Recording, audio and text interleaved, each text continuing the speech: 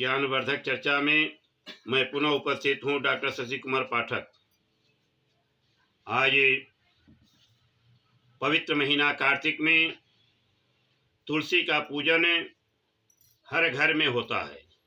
हिंदू सनातन धर्मावलंबी सब लोग अवश्य तुलसी माता का पूजन अनवरत करते आ रहे हैं।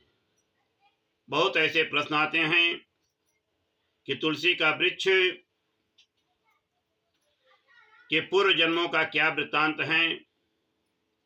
हम तुलसी के जो वृक्ष रूप में हम पूजन करते हैं उसको किसका श्राप मिला था, यह सब मन में शंका सभी धर्मावलंबियों के मन में बनी रहती है। आए इसी पर पुराणों की चर्चा को लेकर मैं पुनः आपको इसके बारे में बताने का प्रयास करूंगा। इस वीडियो को पूर्ण रूप से देखें और देखने के बाद लाइक एवं सब्सक्राइब करें। आए तुलसी माता का प्रादुर्भाव का पूर्व वृत्तांत तो श्रवण करें। हम सब जानते हैं कि हमारा जन्म जो है पुनर्जन्म को शास्त्र मानता है। नास्तिक लोग कहते हैं कि पुनर्जन्म नहीं होता, लेकिन हमारे यहाँ पुनर्जन्म की व्यवस्था पुराणों शास्त्रों में सब मिलती है। एक देवी भागवत में वृत्तांत आता है कि एक राजा थे धर्मध्वज। उनकी पत्नी माधवी थी जो बहुत ही सत्यनिष्ठ पूजा पाठ जप तप में अनवरत कार्य में लगी रहती थी।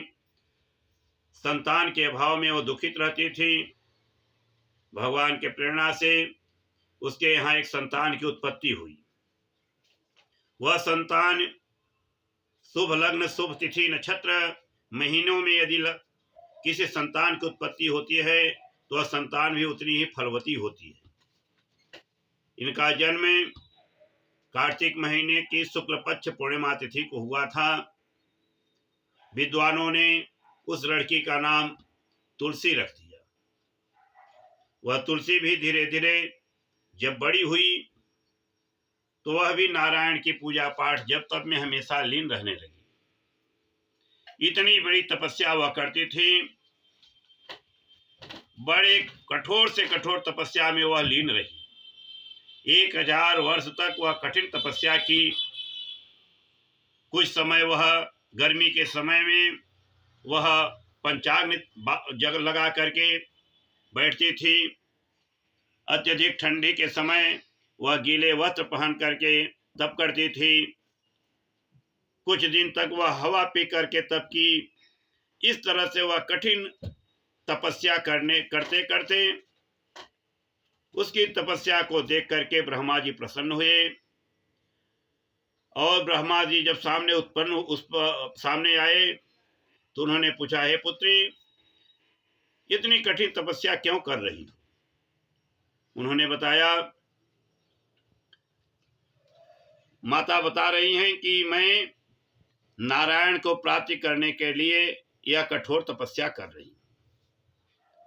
ब्रह्मा ने अनेक प्रश्न किए। माता तुलसी ने सबका समाधान अपने अनुसार उन्होंने दिया और पूर्व वृत्तांत बताने लगी।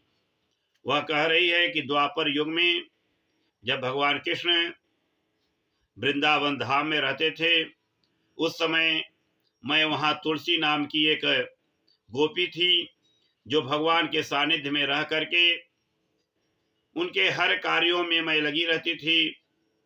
उनसे मेरा लगाव हो गया था। ऐसी बातों को जान करके उनके साथ रहने वाली भगवती राधा को यह अच्छा नहीं लगा और उन्होंने मुझे श्राप दे दिया कि हे तुलसी, तुम जाओ पृथ्वी लोक पर, धराधाम पर तुम वृक्ष रूप में अवतरित होगी, वही तुम्हारी पूजा होगी। वही तुलसी अगले जन्म में पृथ्वी पर धरा पर उत्पन्न हुई, जिसको हम सब बहुत ही पवित्र दृष्टि से उसका पूजन करते हैं।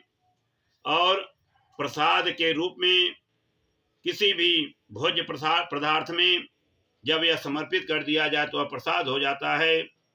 नारायण को भी बहुत प्रिय है तुलसी, इसलिए तुलसी का प्रादुर्भाव पुराणों में ऐसा आख्यान मिलता है। वैसे तो अनेक आख्यान शास्त्रों पुराणों में मिलते हैं। अगले आख्यान को लेकर पुनः उपस्थित होऊंगा मैं, डॉक्टर शशि कुमार पाठक।